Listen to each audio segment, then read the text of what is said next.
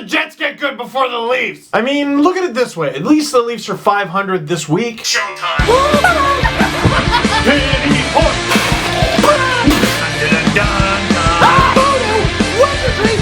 Whoopsie daisy, this team is ruining my life.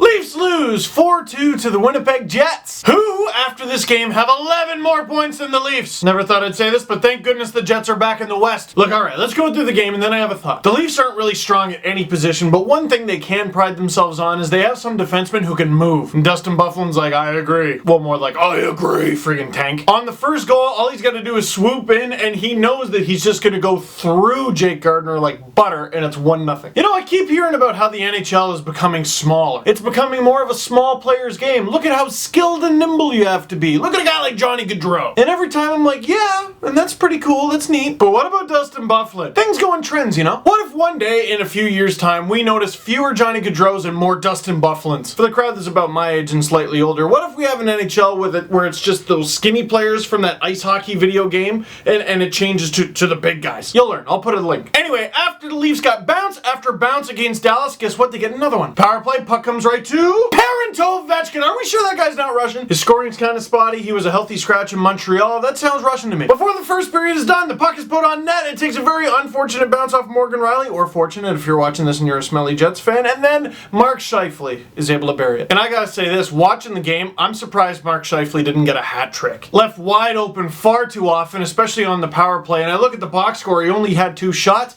Guy should have had 5 or 6 at least. Second period, it's time for some bounces. Mark Stewart goes for a big hit on Nazem Kadri in the neutral zone because, yeah, why not? Yeah, that's where a defenseman should be. Good job. Roman Polak bursts in, tries for a sick backhand shelf move, but whatever, it goes in off Leo Komarov's leg. Uncle Leo, I'll take it. Mark Stewart, how out of position do you gotta be as a defender that Roman Polak burned you? Good on Polak, I like the play. And I had some younger viewers tweeting me a little confused about the 1999 comments a video ago or a couple videos ago. That Leo Komarov goal is a perfect example. In 99, that goal wouldn't have counted. Why? Because he kicked it in? No, because his foot was in the blue paint. And you might be going, what? But he wasn't interfering with the goalie. Oh, I know. You weren't allowed to have your foot in the blue paint at all because of reasons. And one more thing about this goal, because it's the last goal of the game for the Leafs, Nazem Kadri has been the Leafs' hardest working player for at least 3 or 4 games now. He paid the price on this one, didn't get an assist for it, but he's been diving everywhere, going all over the place, going all out. Is he a legit #1 center in the NHL?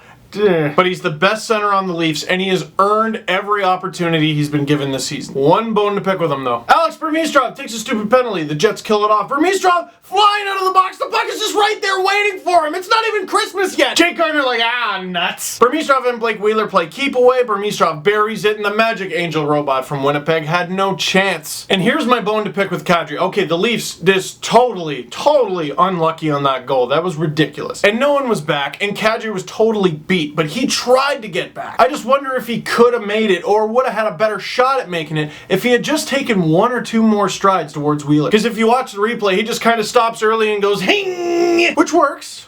On occasion. Didn't work this time. Brian Little with the empty netter. Brian Little with the shorthanded goal. Brian Little with his 6th of the season. He's doing pretty well. And the Leafs lose. And this is the point I wanted to make. I saw a lot of people on Twitter going, you know what? Good. This game is exactly the kind of scenario you want to see with the Leafs this season. In that, it was a great effort. The team played well. They were right with the Jets the whole game. The Jets, who have been amazing so far this season, they stayed right with them until about 2 minutes to go.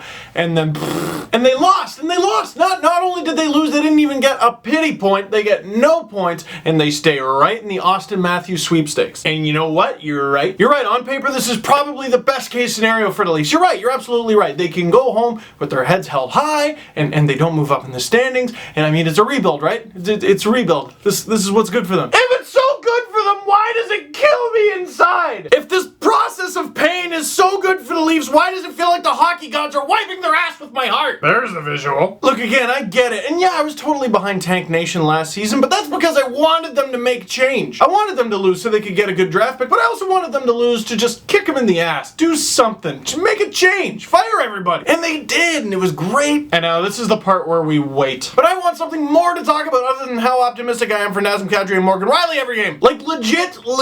Should I just cover the Marlies instead? instead. The Marlies record is currently 8-3 right now. They've won 3 straight games where they won 6-1, 3-2, and most recently 5-0. Their leading scorer, bless his heart, William Nylander, 10 points in 10 games. Josh Levo, everyone was so down on him in the preseason, 8 points in 9 games. Oh, that's so good to hear. Richard Panik, just 1 goal, but 7 assists, 8 points in 9 games. Oh, you do it, buddy. Brennan Leipzig's doing great. Nikita Soshnikov is doing great. Mark Arcabello has 3 goals and an assist in 2 games. Marley's starter, Antoine Bibeau, gets called up to the Leafs, and Garrett Sparks responds by getting a shutout. For my own sanity, I think maybe something to consider. Anyway, that's it for this one. Thank you very much for watching. Click like if you liked this video. Click subscribe if you really liked it. Tell all your friends. Some links and coolness down below. Listen for the brand new Panago Pizza Steve Dangle podcast coming tonight.